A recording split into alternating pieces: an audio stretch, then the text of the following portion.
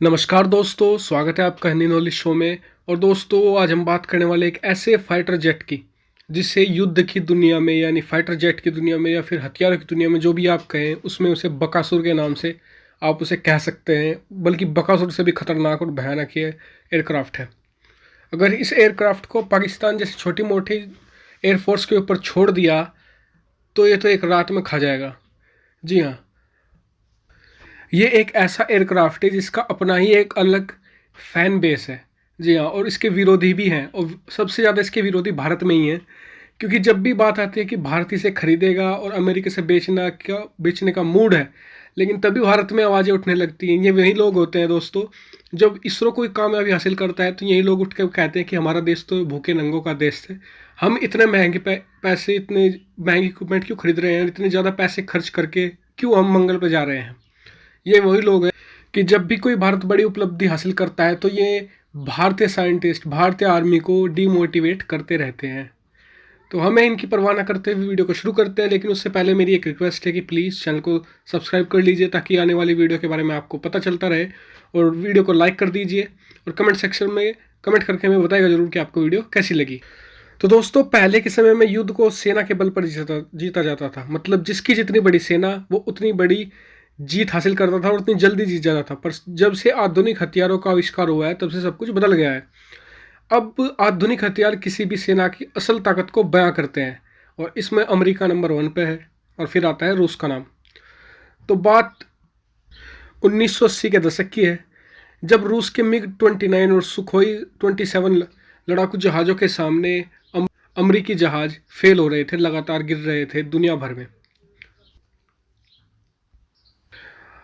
America अपने पुराने लड़ाकू जहाज F-15 ईगल और F-16 फाल्कन जैसे जो कारगर जहाज थे उसके अपने समय के सबसे कामयाब जहाज में अब उसके सामने टिक नहीं रहे थे और लगातार दुनिया भर में जहाँ जहाँ अमेरिका कॉन्फ्लिक्ट में इन्वॉल्व था रूस के साथ, वो पीछे रह रहा था। तो इसी दौर में 1918 में ही अमेरिका ने एक नए जहाज़ को बनाने की, एक नए फाइटर जेट को बनाने की तैयारी करी। उसने 2 टीम बनाई। 2 टीमों को एक कंपटीशन के तहत लाया गया कि आप दोनों को ही एक 4 साल के अंदर हमें एक फाइटर जेट का प्रोटोटाइप देना है जो एक तरह से पूरी तरह से स्टेल्थ हो और जो दुनिया में उसका कोई जोड़ ना हो। तो दोनों टीमों ने 4 साल बाद एक प्रोटोटाइप दिया जिसका नाम था F-22 और F-23।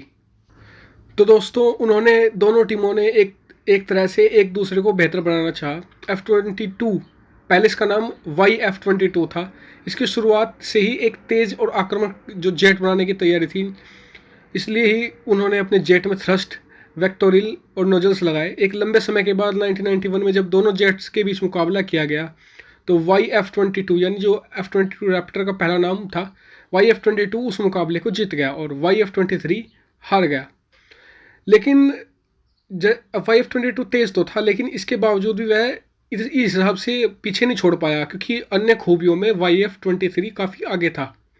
कहते हैं कि उसके हारने का कारण ये भी वजह की तेज़ रफ्तार। माना जाता है कि जो F-23 बहुत तेज़ उससे उड़ता तो जरूर था, लेकिन उसके कारण उसे संभालना बहुत मुश्किल हो जाता था। वहीं दूसरी ओर YF-22 जो नहीं F-22 थोड़ा धीमा था, पर उसे चलाने में रिस्क भी कम था। दोनों ही जेट्स खतरनाक हथियार लगाए हुए थे। इनमें सबसे ज़्यादा घातक थी एम यानी MRM जिसे आज हम कहते हैं, AIM-9 और AIM-120 मिसाइलें। कहते हैं कि YF-22 ने जो सफलतापूर्वक इन मिसाइलों को दागा, लेकिन YF-23 ऐसा नहीं कर पाया। यही कारण था कि YF-23 पीछे रह गया। परीक्षण के दौरान जितनी भी चीज़ें सामने आई उन्हें ध्यान में रख के F-22 में बदलाव किए गए और जो सफलताएं YF-23 में थी उन्हें ही F-22 में डाल दिया गया और इसे और बेहतर बनाया गया। जैसे कि अन्य जो लड़ाकू विमान होते हैं उनकी ताकत होती है कि वो कितना पेलोड ले जा सकते हैं और कितनी स्पीड से जाते हैं, लेकिन इसकी असली ताकत है इसकी टेक्नोलॉजी। जी हाँ, YF-22 जो फाइटर जेट है यानी कि जिसे F-22 रैप्टर कहते हैं, इसमें सबसे कारगर टेक्नोलॉजी लगी है आज की। इसमें सार और सिंथेटिक अपर्चर रडार नाम की एक तकनीक लगाई गई है जो इलेक्ट्रोमैग्नेटिक सिग्नल्स जो होते हैं उन पर काम करती है और सार टेक्नोलॉजी ऊपर आसमान से नीचे ज़मीन पर जानकारी भेजती है जिसके जरिए दुश्मन का पता चल सकता है। इस तकनीक के जरिए यह बिना किसी भी नज़र में आए दुश्मन की सारी जानकारी निकाल सकता है। इसका जो पीछे मेन मोटो था ये था कि एक असासियन था, यानी कि एक सेलेक्टेड टारगेट इसे दिया जाए, ये मार के तुरंत वापस आ जाए और डाटा कलेक्ट करके लिया और किसी को पता भी ना चले। यही से बनाने का मेन मोटो था। तभी से कहा जाता है कि जो F-22 है ये युद्ध के पहले दिन में कारगर होता है। और इसके बारे में एक जो महत्वपूर्ण जानकारी मैं आपको बता दूं कि जो F-22 है, एक जो इसकी F-22 की अगर पूरी कैपेबिलिटी को, जैसे कि भारत का कोई बेहतरीन पायलट अगर इसे चला रहा हो, जैसे कि अभिनंदन जैसा पायलट अगर F-22 को चला रहा हो, तो ये पाकिस्तान की पूरी एक फ्लीट जिसमें 17 से 18 जेट्स होते हैं, उन्हें उड़ने से पहले ज़मीन पर उनका पता लगाकर उन्हें मारकर वापस आ जाएगा और पाकिस्तानियों को तो खबर भी नहीं लगेगी, ना ही उनके रडार इस काबिल हैं। यहाँ तक कि जो रूस की S-400 बनाने वाली मिसाइल की जो कंपनी है, उनके डायरेक्टर से पूछा गया कि क्या वो F-22 रैप्टर को गिरा सकता है या फिर F-35 को। तो उसने कहा कि F-35 को तो ये एंगेज कर सकता है, लेकिन अगर F-22 को मार गिराना हो S-400 टाइम्स से, तो उसके लिए एक पूरा ही सिक्योर, मतलब कि बहुत ज़्यादा बैटरियाँ उसमें लगेगी, 4 या 5 बैटरी उसी से मार नहीं गिराया जाएगा। यानी कि अगर पाकिस्तान को इसे बचना है तो पूरा पाकिस्तान को इससे कवर करना होगा। अगर इसे 1 या 1.5 किलोमीटर का भी एरिया ऐसा मिल गया है जहाँ पर ये रडार की कवरेज नहीं है, तो वहाँ से भी अपना काम करके चुपचाप निकल जाएगा और किसी को पता भी नहीं चलेगा। ऐसा नहीं है कि F-22 में भी सारी खूबियाँ हैं। पहले इसमें बहुत कमियां थी, लेकिन बदलते वक्त के साथ इसमें कई सारे बदलाव भी किए जा रहे हैं। इसकी मारक क्षमता को पहले से ज़्यादा आक्रामक बनाया जा रहा है और इसकी एक खासियत को बढ़ाया जा रहा है। माना जा रहा है कि आने वाले समय में ये हवा में ही दूसरी मिसाइलों को ख़त्म कर देगा, यानी अगर कोई इस पर हमला करता है तो उसे अपने तक आने से पहले ये मार गिराएगा। F-22 में पहले ही मिसाइल लगी हुई थी, लेकिन अब इसमें AIM-120D और AIM-9X मिसाइलों को शामिल किया जा रहा है। आपको बता दूं कि AIM-9X जो deadliest air to air missiles है, इसमें सॉफ्टवेयर को भी बदला जा रहा है ताकि इसका हथियार बदलने का समय भी कम हो जाए। इसके जरिए यह अलग अलग मिसाइलों का प्रयोग कर पाएगा बिना कोई वक्त जाया किए। इतना ही नहीं, इसमें लगा हुआ फायर एंड फारगेट सिस्टम बिल्कुल अचूक है। यह दिन रात किसी भी मौसम में काम कर सकता है बिना किसी रुकावट के। इसकी AIM-9X जो मिसाइल है उसके बारे में कहा जाता है कि एक बार जब इसके जरिए मिसाइल दाग दी गई तो वह किसी भी कीमत पर टारगेट को धराशायी करेगी ही करेगी। F-22 का टैक्टिकल मैंडेट सिस्टम भी अपग्रेड किया जा रहा है अब भी। इसमें नए एंटीना लगा के इसके बाद यह किसी भी रडार को खुद से छुपा पाएगा और ज़्यादा बेहतरीन तरीके से। अपनी इस खूबियों के साथ F-22 जब आसमान में उड़ेगा दुश्मन अपने बिलों में छुपे दिखेंगे, आपको कोई नहीं निकलेगा।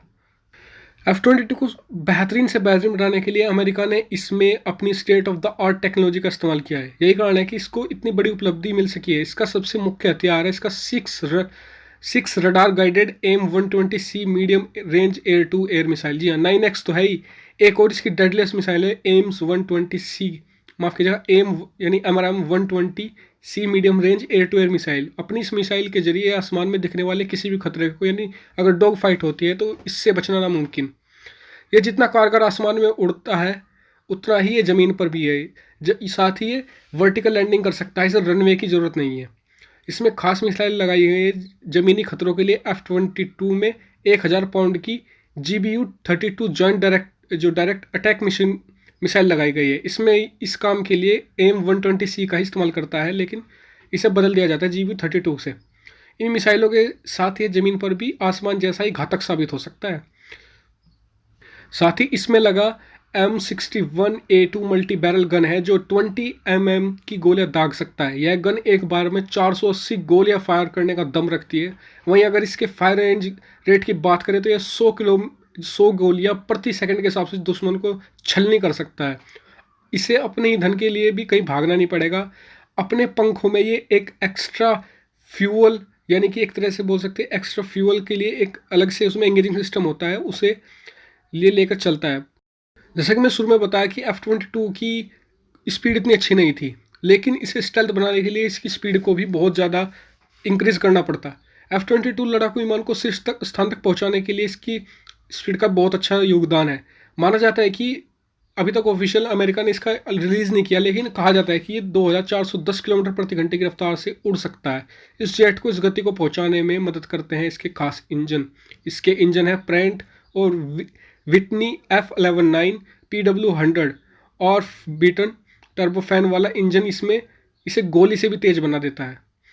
और 1960 किलोमीटर प्रति घंटे की रफ्तार तो ये बिल्कुल चुटकियों में ऐसे ही पकड़ लेता है। ज़रूरत पड़ने पर ये अपनी गति को और भी ज़्यादा बढ़ा सकता है। और इतना ही नहीं, तेज़ गति के बाद भी ये 3220 किलोमीटर के दायरे में किसी भी टारगेट को अपना निशाना लगा सकता है, यानी कि स्पीड से भी। F-22 कितनी सारी खूबियाँ देख ली, अभी इसकी आपको दाम भी बता देते हैं। जो इसका एक मुझे लगता है, बल्कि दुनिया को लगता है कि एक इसका कॉन्स भी है प्रोज के साथ। इसकी हर सुविधाओं से लैस F-22 रैप्टर की अगर कोई कीमत कर खरीदना चाहे तो करीबन $200 मिलियन है। ये तो सुनने में बहुत ज़्यादा लगता है, लेकिन ये एक ही 20 का काम करता है। इसकी विशेषताओं के हिसाब से देखा जाए तो ठीक भी है। तो अभी मैंने आपको बताया कि F-22 रैप्टर को आखिर क्यों सबसे बढ़िया फाइटर जेट कहा जाता है। ये जेट ही इतना खास है, हालांकि महंगा है, लेकिन ये खास भी इतना ही है। खास चीज़ महंगी ही होती है हमेशा। तो दोस्तों, अब मैं बात करता हूँ कि भारत को मिलने की संभावना कितनी है। देखिए, फिलहाल आज की तारीख में हालात ये हैं कि अमेरिका ने इसकी ये इतना डेडलीस्ट है कि इसे किसी को भी देने से, यानी कि अपने जो एलाइज है उन्हें भी देने से इनकार कर रखा है। हालांकि इसका एक छोटा भाई भी है F-35, लेकिन वो इतना स्टेल्थी नहीं है। हालांकि वो भी एडवांस है, वो इंडिया को मिलने के ज़्यादा चांस। लेकिन F-22 इंडिया को अमेरिका जब देगा जब चीन के खिलाफ उसकी हर रणनीति कामयाब नहीं होगी, तब भारत को बहुत ज़्यादा मजबूत बनाने के लिए। हालांकि अभी भी जो अमेरिका में बात चल रही है वो ये कि जब F-22 को बनाने में बहुत खर्च हुआ है, इतना खर्च हुआ है कि इंडियन आर्मी की करीबन 6 साल तक का बजट, जो पिछले 6 साल का बजट है, वो कंबाइन करके करीबन 300 बिलियन बैठता है। इतना, इससे भी ज़्यादा, और अब भी इस पर खर्च हो ही रहा है। इसके और ज़्यादा डेवलप कर रहे हैं अमेरिकन, इसे और ज़्यादा शार्प बनाने की कोशिश कर रहे हैं। तो अभी के हालात ये हैं कि अभी इस पर अमेरिकी कांग्रेस ने अभी इस पर बैन लगाया हुआ है बेचने के। लेकिन अब बात ये चल रही है कि जब इस पर इतना खर्च किया गया है तो इसे सिर्फ अपने जो अलाइज है, जिनके साथ हमारे अच्छे संबंध हैं, उन्हें कुछ रिस्ट्रिक्शन के साथ इसे बेच दिया जाए। हालांकि अभी तो भारत को, अगर आप कोई कमेंट में बोलेगा कि यार भारत को इसे खरीदना चाहिए क्योंकि भारत अपना एमका बना रहा है, लेकिन एमका अगर आप थोड़ा उसके बारे में डिटेल्स में वीडियो बना दूंगा, लेकिन एमका किसी भी हालत में कितना भी इंडिया फास्ट चल ले, 2030 से पहले, 2035 से पहले वो इंडियन आर्मी में शामिल नहीं हो सकता। और उसमें अभी 10-15 साल लगेंगे, और उसके बाद भी, और इसमें बीच में डिले भी हो सकता है, कहा नहीं जा सकता, क्योंकि ऐसे प्रोजेक्ट में डिले होता है। अमेरिका को इसे डेवलप करने में 40 साल लग गए, धीरे धीरे उसने भी डेवलप किया। तो हर चीज़, ये जो इतनी कॉम्प्लेक्स टेक्नोलॉजी है। इसके अलावा इंडिया इस चीज़ को भी देख रहा है कि एमका से अलग, अगर हम अगर मान लिया हम अभी 5th जनरेशन पे काम करें, इतना हम 5th को डेवलप करेंगे, उसे अपनी आर्मी में शामिल करेंगे, इतना तो दुनिया 6th जनरेशन बना लेगी। तो इंडिया इसे स्किप करके 6th जनरेशन की तरफ भी देख रहा है, जो ब्रिटेन के साथ उसका कोलैबोरेशन हो सकता है। उसके बारे में आपको वीडियो बना कर बता दूंगा। तो दोस्तों, संभावना है, लेकिन अभी नहीं, 4 से 5 साल बाद संभावना जरूर है कि ये भारत में शामिल हो सकता है, अगर यूएस कांग्रेस इससे बैन हटा सकती भी है।